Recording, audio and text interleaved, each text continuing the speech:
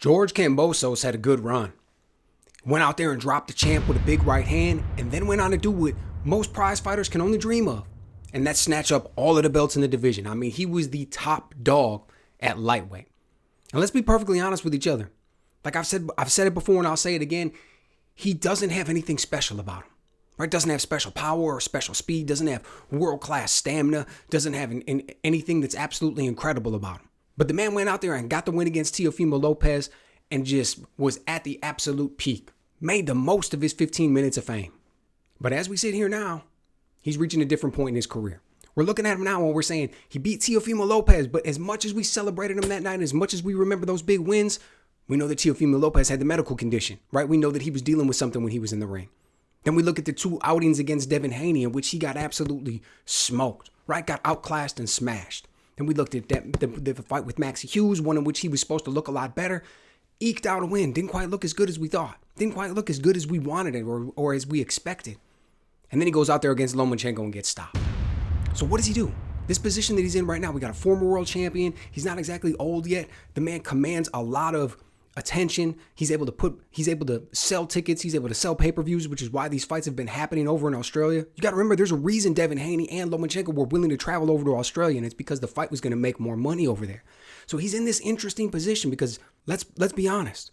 He's not going to compete amongst the best in the world at 135 pounds. It absolutely is not going to happen. We've got names out there like Gervonta Davis and Shakur Stevenson, Vasily Lomachenko. And then we got young dudes like Keyshawn Davis and Abdullah Mason. Come on, man.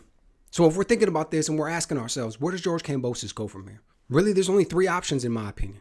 Okay, one, let's just say that Kambosos and his team really think he has something left in the tank and they really think that he can make it. You got to change weight classes. Because there's no way in the world that this dude is going to be able to go out there and make it at 135 pounds. So he switches weight classes, and at that point, fighting against new guys, new look, different things, tries to spin this story about how maybe the weight cut was bad, or he's going to have more power and more stamina. He's going to be able to have a higher work rate since he's not draining himself. Whatever the case may be, he's going to put out this new story, and he's going to try to make a run. That is a viable option. We've seen guys do it for as long as we can remember. Now, the problem with that is George Kambosos can't compete at 140 pounds and ain't going to be able to make 130. So I don't really think that that's going to be a viable option.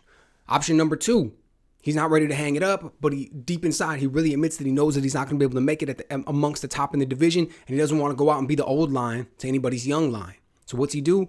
He becomes what I'll call like a regional act. Now, that doesn't necessarily mean that he's going to stay in Australia, but my point being, he's fighting journeymen, he's fighting some young guys, he's fighting people where he knows if I don't necessarily like have a win locked in the bag, this dude's not going to be able to come out here and smoke me. He's not going to be able to embarrass me. He's not going to be able to go out here and hurt me, right? And he just continues to collect a check like that. And a guy like that could do it because of the fact that he's got some popularity, former world champion. There's a lot of people who like him, people who will tune in to see him. That's the second option, okay? The third option is that he thinks he still has it, but the promoter's no longer behind him. Right? He doesn't go out there and have this conversation with him, but the promoter is no longer behind him. And at that point, we see him get fed to these young dudes, right? We see a guy like Keyshawn Davis, who's probably over there just licking his chops right now as we speak. And he just gets ready and he just goes over there and takes the former champ's head off. Right? Why do they do that? We've seen it time and time again. It's because it's the classic old lion versus young lion matchup. It's a stepping stone.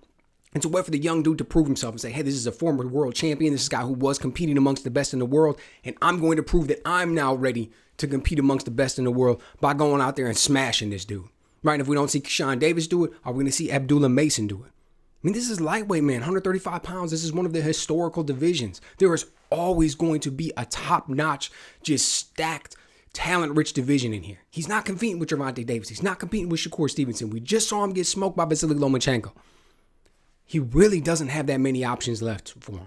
I know this dude has made money. I know that he has gone out there and got paid. He needs to make a smart decision at this point. This is when things have the real potential to ruin your legacy and ruin your health if you are miscalculated at this point. So it'll be interesting to see what he does, man. And I wouldn't make any snap, rush decisions after going out there and taking a beating like that. But I'll tell you this, hopefully he's got some people who care about him and who are intelligent about the way the sport works, giving him some advice in his ear, because I'd hate to just see another guy make another poor decision. So he went out there, gave it his all. The man didn't duck and dodge. He went out there and he did what he was supposed to do up until this point in his career.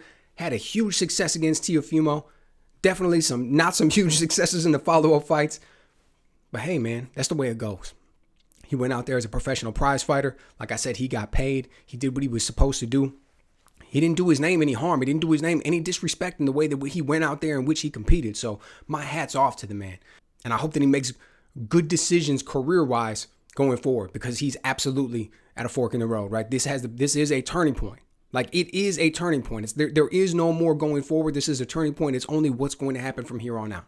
So let me know what you guys think. Did you think that he was going to have a little bit more in the tank? Did you think that he was going to look a little bit better in this fight? And what do you think he should do at this point right now going forward? Let me know what you guys think.